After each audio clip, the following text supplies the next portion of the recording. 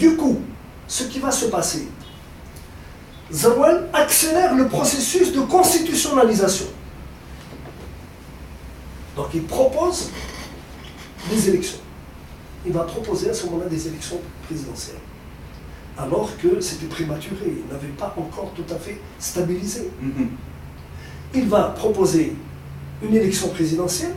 Question de aussi, il ne le fait pas pour le dire aux Français, mais ça montre aux Français que les Algériens peuvent gérer sereinement, malgré une crise très grave dans la société, ils peuvent gérer sereinement un retour à la légitimité et de manière beaucoup plus détendue, beaucoup plus sereine que ce qui se passe en France. C'est la réponse du berger à la bergère. Peut-être aussi c'est une autre façon de dire, je parle du régime Zawal, particulièrement de Zawal lui-même, parce que moi j'ai un autre point de vue sur la composante humaine du pouvoir Zawal. Je ne connais pas. La composante humaine, celle qu'on connaît, c'est-à-dire les gens qui ont entouré, c'est-à-dire les champignons qui ont poussé dans les bois de Zawal de l'époque, etc., que Zawal ne connaissait pas directement, qui lui a été injecté dans le système, etc., qui a affaibli d'ailleurs le système immunitaire Zawal. Alors, ça peut être interprété également, et je parle sous ton contrôle, que Zawal lui-même, vu la situation de la fragilité, de la fragilisation du pays, aussi bien sur le plan militaire, sur le plan économique. L'Algérie était en cessation de paiement. Exactement. Elle était également très fragile sur le plan politique et de celui de la légitimité. Donc peut-être que Zawal a constaté, a compris qu'avec les élites gouvernantes de l'époque, qui majoritairement travaillaient pour soit leurs propres intérêts, soit pour les intérêts de Français en Algérie, il faut le dire clairement. Des élites, c'est des encadrements. C'est des encadrements dans le sens j'allais dire... Restons dans notre logique. Non, ta logique. Dans ma logique. Moi, je respecte ta logique. Alors, peut-être que pour lui, il ne pouvait rien faire sans être renforcé par une certaine constitutionnalité et surtout une légitimité populaire. J'ai comme l'impression que dans la stratégie de combat contre le terrorisme et contre par la suite les ingérences françaises dans les affaires algériennes, et on le comprendra plus tard lorsqu'il a refusé de rencontrer Jacques Chirac aux Nations Unies, qu'il avait besoin d'être renforcé, soutenu par une voix populaire, que le peuple, il avait besoin que le peuple soit derrière lui. Voilà mon... Ah non, ça c'est sûr. Je pense qu'effectivement, il avait besoin d'abord, parce que une manière de réconcilier les Algériens entre eux, c'est aussi de les envoyer massivement aux urnes, même si on sait comment se passe le vote. Quand une société ne vote pas, il n'y a plus le geste citoyen minimum, qui est celui-là, n'est pas partagé. Or là, il remet en route la machine. À un moment où tout le monde était... À un moment donné où tout le monde, sur le plan national, sur le plan régional, le plan international, disent l'Algérie est en train de mourir. C'est terminé, elle ne se redressera plus. Or, il redresse la barre. La première crise à laquelle il fait face, il met l'armée à l'abri. Parce qu'il a réussi à brider les services. Et ça, c'est très important. Et ça, les services l'ont compris. Ils l'ont compris. Ensuite, le problème, c'est d'être attentif aussi à ce qui va se passer chez les voisins. Et chez le voisin, c'est le voisin d'en face qui est le plus problématique. C'est-à-dire qu'il y a une élection présidentielle en France, il faut savoir quoi dire. Or, d'une manière générale, depuis pratiquement la période gaulliste jusqu'à... Pas de Gaulle, pas Pompidou, mais après, ceux qui sont venus après. Chaque fois qu'il y a une élection en France, il y a pendant 6 mois un défilé de gens qui viennent à Alger. Les radicaux, les socialistes, les radicaux socialistes, le RPR, tout le monde vient à Alger comme si Alger donnait des bons et des quitus. En fait, elle donnait de l'argent. C'est ça le problème. Donc, au nom malheureusement d'une certaine immigration algérienne qui des deux côtés a été non seulement marginalisée, mais elle a été toujours pointée du doigt, exploitée d'une autre façon, absolument, aussi bien du côté français que du côté algérien. C'est-à-dire que l'Algérie ne pense à son immigration que le jour des élections, absolument. Et les Français ne penseraient à la communauté algérienne, à la forte communauté maghrébine et algérienne particulièrement, que lorsqu'elle a besoin d'elle. Exactement, absolument. Donc à partir de ce moment-là, le projet de Zarouel va être stabiliser l'État,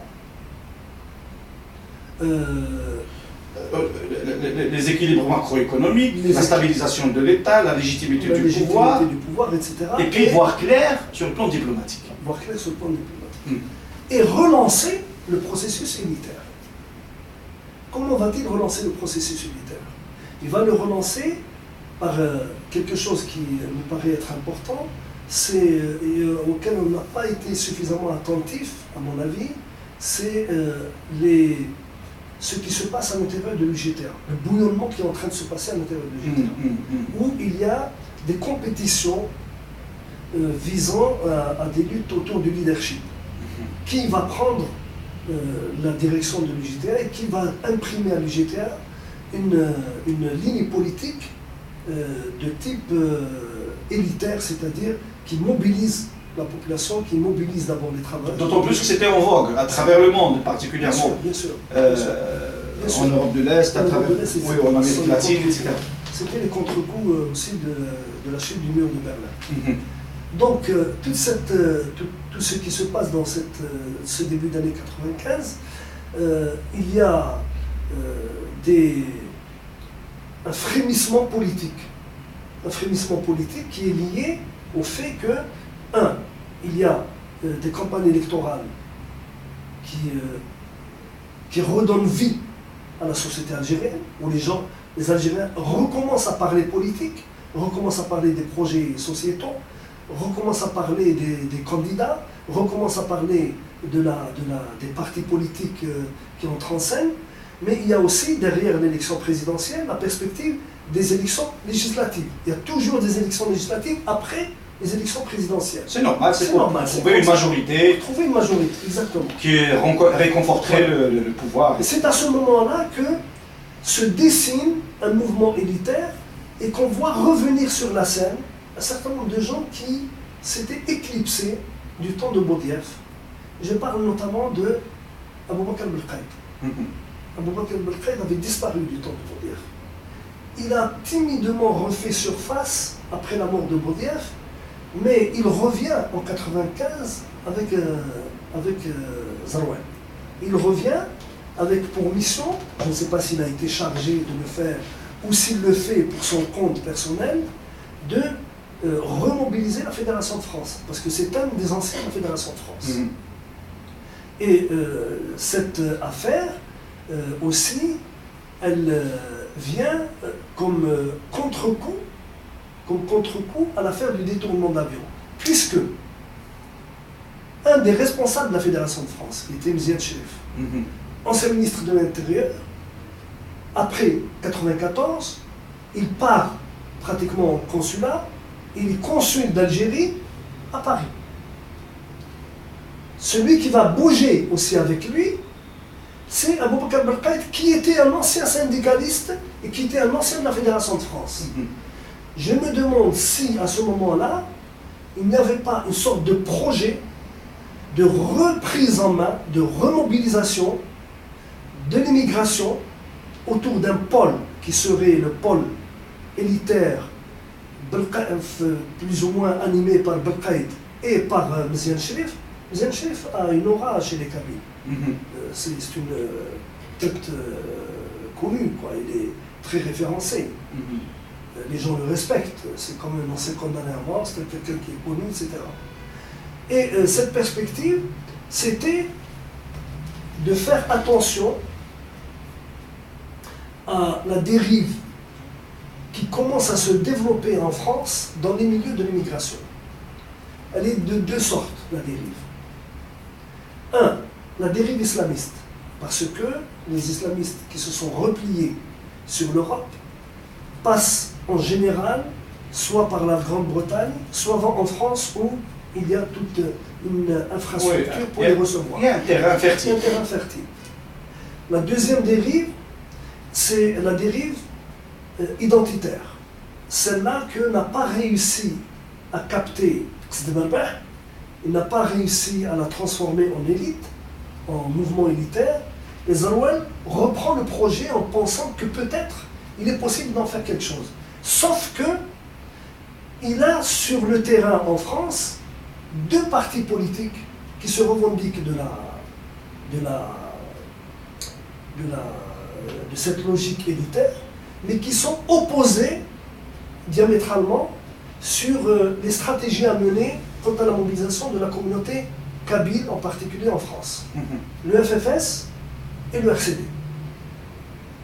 Or, ce qui distingue les deux, c'est-à-dire Mzian Cherif et Belkhaïd, avec les mouvements, les deux dérives. Mzian Cherif et Belkhaïd d'un côté et les autres de l'autre. Juste entre parenthèses, tu n'as jamais, toi, en tant que militant du PRS, tu n'as jamais rencontré à l'époque, peut-être c'est un ancien, lui. Il était plus ancien que toi. Donc, il était de 62-63, il a quitté en 65. Il a quitté le PRS. Oui. Parce qu'il est membre fondateur du FFS. Et du PRS. Du PRS. Oui. C'est-à-dire que la notion de... Ça veut dire ce que ça veut dire. Bon. Non, je l'ai dit, tu sais, dans un objectif très très important. Parce que le raisonnement par régionalisme est devenu la règle en Algérie. Parce que sociologiquement parlant, le régionalisme est devenu un facteur, peut-être le facteur le plus important dans la fabrication des élites et dans la fabrication des pouvoirs de décision et dans les nominations, etc. etc. Voilà, c'est-à-dire que nous avons régressé même par rapport aux années 60. Bien sûr. Quelqu'un comme Belkhaïd, il est né dans les années 30, il est né, je pense, en 1934, il est né à Tlemcen. Mais donc la culture n'était pas plutôt tendance régionaliste ou autre. Il était membre fondateur du PRS 62, avec donc Mohamed Boudiaf, qui lui est de Msila. Et par la suite, il passe dans un autre courant de l'opposition, qui s'appelle le FFS, qui est de Tizi Ouzou. Donc, bon, même s'il y a des recoupements entre Boudiaf et le groupe de Tizi Ouzou depuis un bon moment, mais... C'est avec Kerim qu'avec effectivement. Non, il était FFS, lui. Il était à l'origine FFS. Non, je te parlais de recoupement. De recoupement. Parce que c'est la génération. C'est la génération. C'est la génération et la tendance aussi. Avec Kerim Belkacem qu'avec Aïtama, tu parles de Boudiaf. Oui, mais je parle. Toi, tu parles de Boudiaf. Moi, je parle de Aboubacar. C'est pour dire que l'Algérie, le phénomène du régionalisme est très ancien, mais nous avons régressé même par rapport au phénomène des années 60.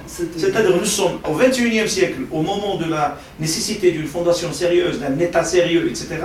Nous sommes revenus on a accentué le régionalisme avec toute la bassesse dans la signification. C'est très péjoratif, c'est condamnable. Voilà, c'est juste pour te rappeler un peu le parcours de Boubacar. Ce qui m'intéresse, c'est dans ce processus de structuration militaire des années 95-96, 95 en particulier. C'est une double structuration. Une va se passer en Algérie et une va se passer en France. Celle qui est en Algérie, elle va se faire de la manière suivante. Il y a des partis politiques, il y a un pluralisme politique, il y a une pluralité de candidats. Donc il y a une vie active très importante. Par contre, ce qui se passe en France n'est pas contrôlé. Il n'est pas encadré suffisamment. Le FLN est en perte de vitesse. Il a perdu l'ancienne amicale qui s'est effilochée. Et très souvent, la vieille immigration s'est répartie sur 3 mouvements identitaires, le FFS, le RCD et le FIS. Effectivement. Et le FIS. Ce sont les 3 formations qui restent les plus importantes.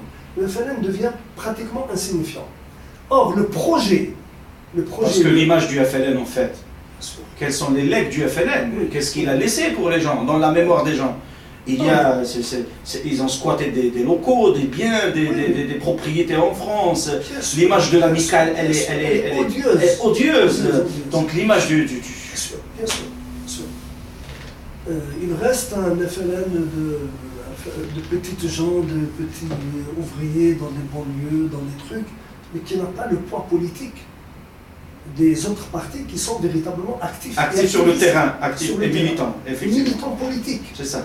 Alors, la militance politique en France, il y a, je pense, mais ça peut-être un jour Mziane Cherif l'écrira, j'espère, parce qu'il a commencé à écrire. Il vaut mieux qu'il continue. Mais on ne lui a pas encore lu. Il a publié son livre. Mais personnellement, je ne l'ai pas encore lu. C'est comme le livre de Chadli Boujtid. Effectivement, ou les mémoires de Ben Torbal. Donc, il y a un projet sur lequel ont dû travailler ensemble Abou Bakr Belkaïd et Mziane Cherif pour essayer de ramasser ce qui reste des débris du FLN et de l'Amicale, pour en faire un pôle sur lequel, éventuellement, le pouvoir qui reste essentiellement FLN dans l'Algérie jusqu'en 1995 puisse s'appuyer, parce que le RND n'est pas encore formalisé. N'est pas encore né. Même si il y a eu quand même une fragilisation du FLN, et là j'apporte une petite contribution si tu permets, même s'il y a eu une fragilisation au sein même du pouvoir du FLN, à partir du moment où le FLN, avec le FFS, avec le PT et avec d'autres, avait, j'allais dire, conduit le groupe Saint-Égidio. Et qui pour le pouvoir ont été considérés comme des traîtres. On voit là des gens qui avaient appelé à la réconciliation nationale en 1995, avant, etc., qui étaient considérés comme des traîtres. Et plus tard, on verra que le pouvoir, d'une façon ou d'une autre, est revenu à l'essentiel des thèses de Saint-Égidio. Et c'est pour cela d'ailleurs qu'il y a eu un coup d'état scientifique contre